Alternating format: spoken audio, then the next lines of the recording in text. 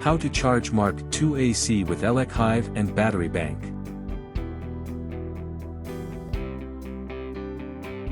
The ElecHive power supply has a dedicated 24V output interface, allowing it to be connected to the Mark II AC using the provided connection cable. If you are not using the ElecHive, you can still use the AC-DC adapter for Mark II to connect with other power supplies via the AC outlet. However, compared to this charging method, charging through the DC outlet with the dedicated cable for ElecHive to Mark II decreases the energy loss during the conversion process. With the ElecHive's capacity of 2,500 watt-hours, it enables the air conditioner to operate at maximum for over 20 hours. If you have a battery bank, you can also power the Mark II AC by using a 12V to 24V converter to connect the battery bank and the Mark II.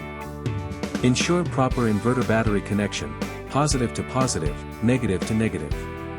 Operate under professional guidance to avoid machine damage or injury. Zero Breeze is not liable for any potential consequences.